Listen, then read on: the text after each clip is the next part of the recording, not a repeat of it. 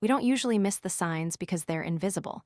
We miss them because we're hopeful, because we're kind, because we're trained to give people the benefit of the doubt even when it costs us our peace. But here's the truth we avoid. When someone doesn't value you, your body knows long before your mind is ready to admit it. Inconsistency doesn't announce itself loudly. It slips in quietly, disguised as mixed signals, delayed replies, shifting energy, and promises that don't quite land. At first, it feels confusing rather than painful. You tell yourself they're busy, overwhelmed, figuring things out. You offer understanding because you care. But over time, that uncertainty begins to live in your body. You feel it in the way you check your phone more often, in the way you replay conversations, in the way your mood depends on how present they are that day. This is not connection, it's anxiety. When someone is inconsistent, your nervous system never gets to rest. You're always scanning for cues, trying to read tone, timing, and silence. You start adjusting yourself to maintain proximity. You become more careful with your words, less honest about your needs, more willing to accept less than what feels good just to keep the peace. What looks like flexibility on the surface is often self-abandonment underneath. True connection doesn't require constant vigilance. It doesn't ask you to stay alert in order to feel secure. Inconsistent behavior creates a power imbalance. The person who shows up unpredictably controls the emotional climate, while the other waits, hopes, and adapts. You may begin to confuse the relief you feel when they finally show up with closeness or passion. But relief is not intimacy. It's the easing of tension that shouldn't have been there in the first place. Consistency may feel less dramatic, but it offers something far more valuable: safety. Safety is built through repeated, reliable actions.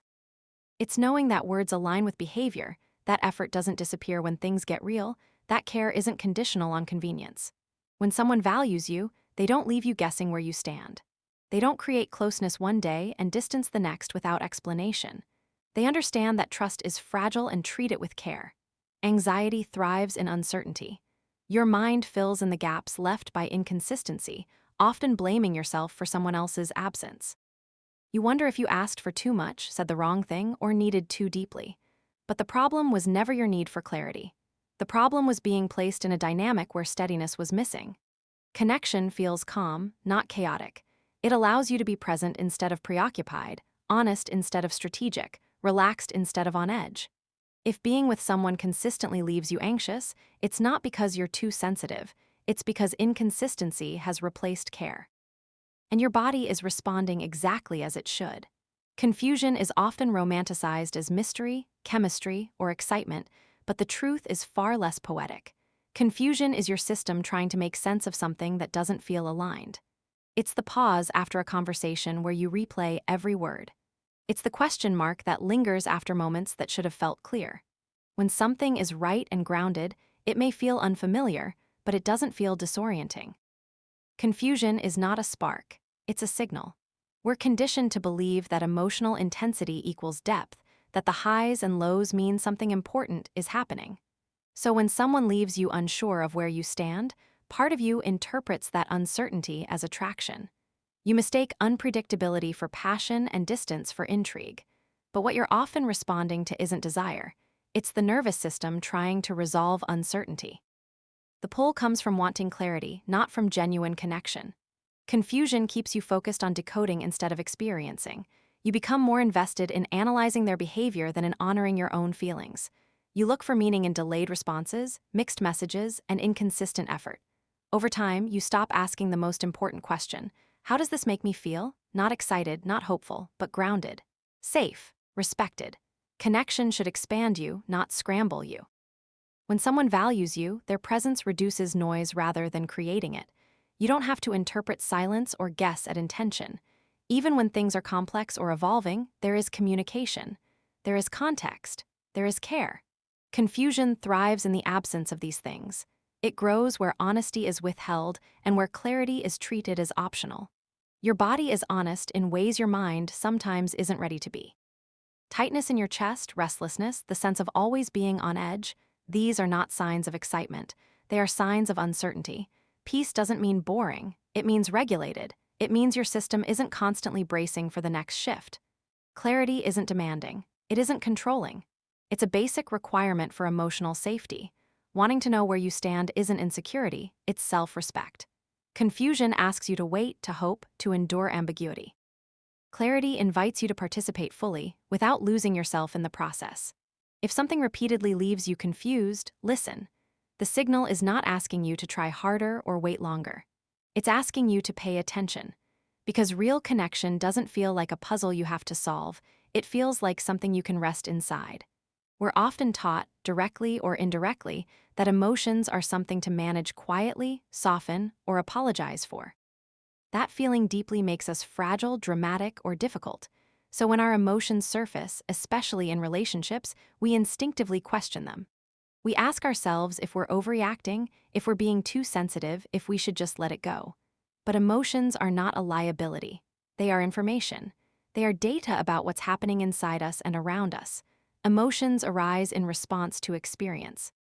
They signal when something feels safe, connected, or aligned, and when something feels off, threatening, or unresolved.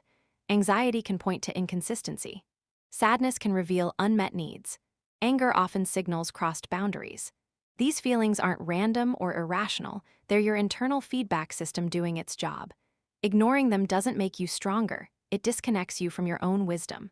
When emotions are dismissed, especially by people who matter to us, we learn to distrust ourselves. If every feeling is met with minimization or defensiveness, we start editing our inner world to preserve the relationship. We shrink our truth to avoid conflict. Over time, this creates a quiet erosion of self-trust. You may appear calm on the outside, but inside there's tension, confusion, and fatigue. Suppressed emotion doesn't disappear, it waits. Valuing emotions doesn't mean acting on every impulse or reacting without reflection. It means listening before deciding. It means asking, what is this feeling trying to tell me? Instead of immediately silencing it. Emotional maturity isn't the absence of feeling, it's the ability to interpret feelings with curiosity rather than judgment. In healthy relationships, emotions are welcomed as part of communication, not treated as a problem to fix. Someone who values you may not always agree with your interpretation, but they respect your experience. They understand that feelings are part of the dataset, not an obstacle to logic. Dismissing emotion doesn't make a dynamic more rational, it makes it incomplete. Strength isn't measured by how little you feel. It's measured by how honestly you're willing to listen.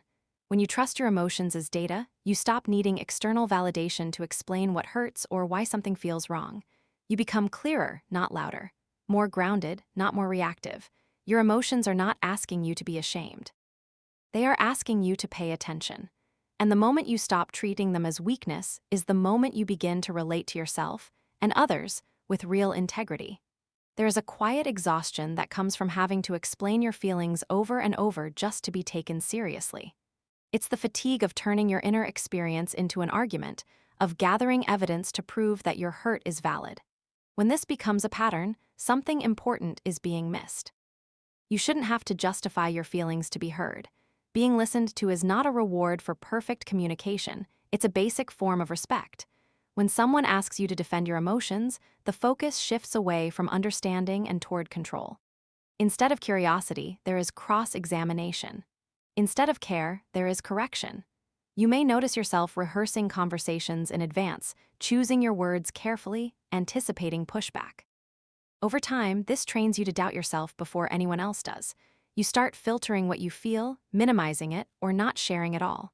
Silence begins to feel safer than honesty, and that is a loss no relationship can afford. Feelings don't need permission to exist. They aren't right or wrong, they're real. You can acknowledge a feeling without agreeing with every conclusion that comes with it. Healthy listening doesn't mean immediate agreement, it means presence. It means being willing to hear someone's experience without turning it into a debate. When someone values you, they don't need you to present your pain perfectly in order to care. The need to justify often arises in environments where defensiveness is prioritized over connection. If every emotional expression is met with, "That's not what I meant," or "You're taking it the wrong way," the message is clear. Your experience is less important than their intention. But impact matters. Feeling heard doesn't erase misunderstandings, it creates the ground where they can be resolved.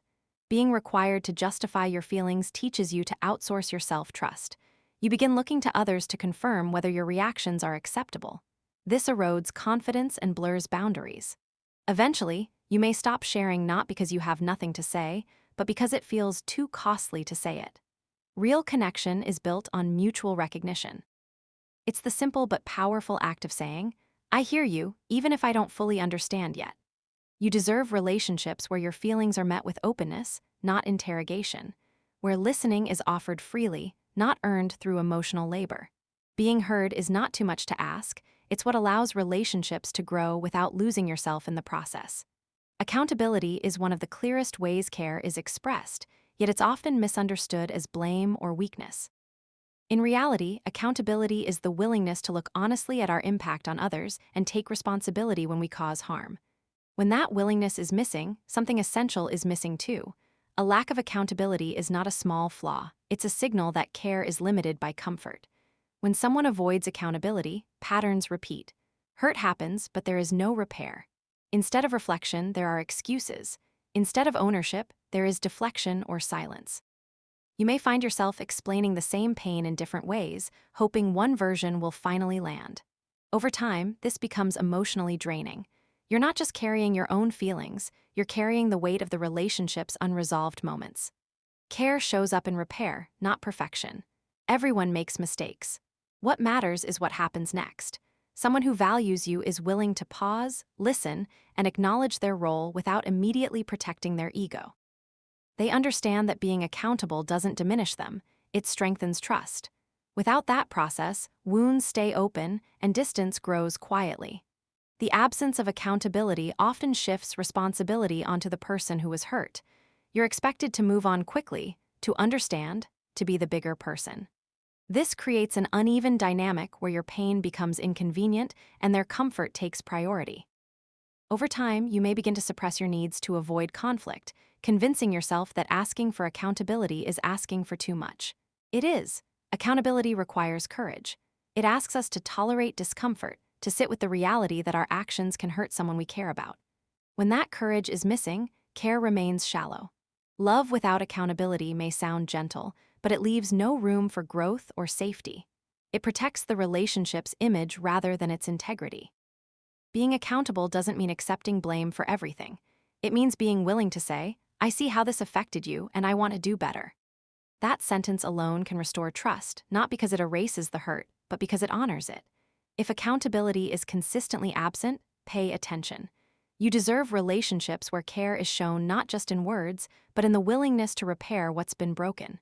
Responsibility is not a burden in love, it's one of its most honest expressions.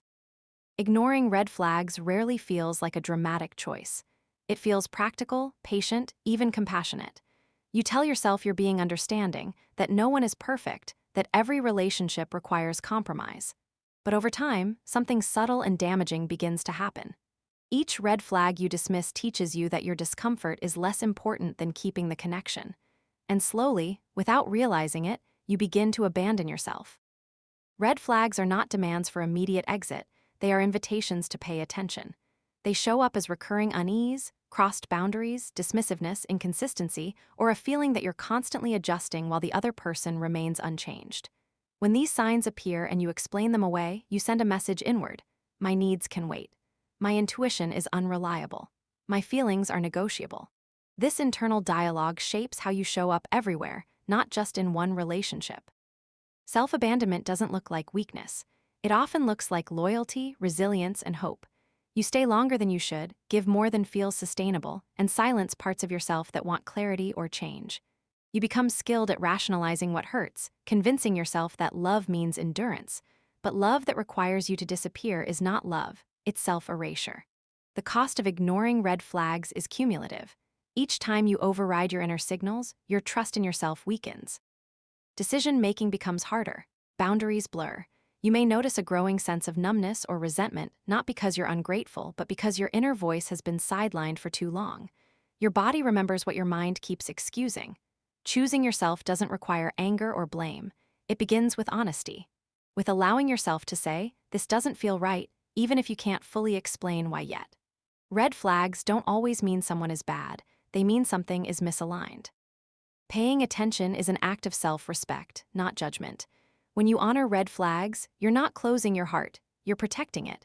You're affirming that your well-being matters, that connection should not come at the cost of your integrity. Self-trust grows when you listen the first time, not after the damage is done. The moment you stop ignoring red flags is the moment you return to yourself. And from that place, any relationship you choose will be rooted not in fear of loss, but in self-respect and clarity.